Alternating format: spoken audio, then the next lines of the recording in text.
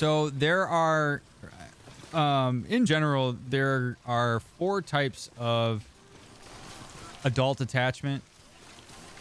So your attachment is something that's formed in childhood, and it's based on how consistent and reliable your caregivers are. The more consistent and reliable your caregiver is in times of distress and in times of needing to meet your needs, the more likely you are to have what's called a secure attachment style, which is where you are able to internalize a sense of safety and reliability, and you know that you're taken care of at any given point in time, which gives you space to go explore your environment because you have like a secure post to hit yourself to, if you will.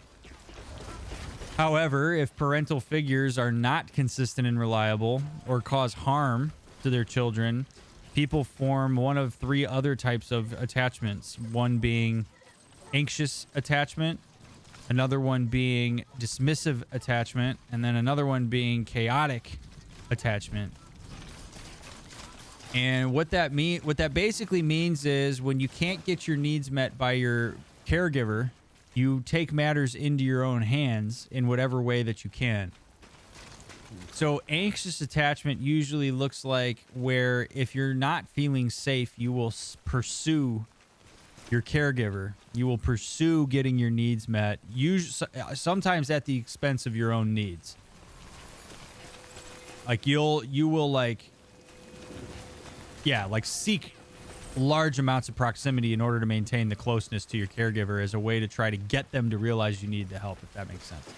There are other so in adulthood, anxious attachment usually looks like a person who is clingy or pursues a lot or really struggles with distance. It's not healthy because usually what happens is the person who is on the other end of that feels smothered by the person with anxious attachment. Then you have dismissive attachment, which is basically where the child learns that my caregiver is not consistent or reliable, so I have to rely on myself. People taking care of me is not reliable, so I got to figure this out on my own. And in adulthood, what that usually looks like is the person who, under times of distress, will say, all right, well, screw you. I don't need you anyway.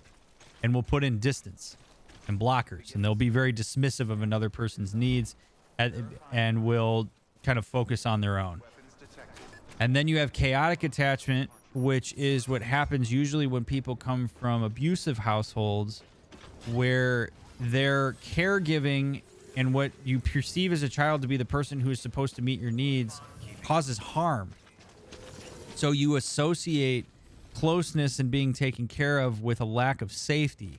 And in adulthood, that's a person who has a very unpredictable response to intimacy, where usually they've conceptualized that as being dangerous in some ways, and so they'll respond accordingly.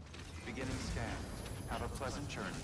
Which one you have is reliant in a lot of ways upon what type of caregiving you had when you were a child, and then what types of relationships you've had as an adult, because you transfer your attachment style from your family of origin to whatever intimate partner you or partners you may have.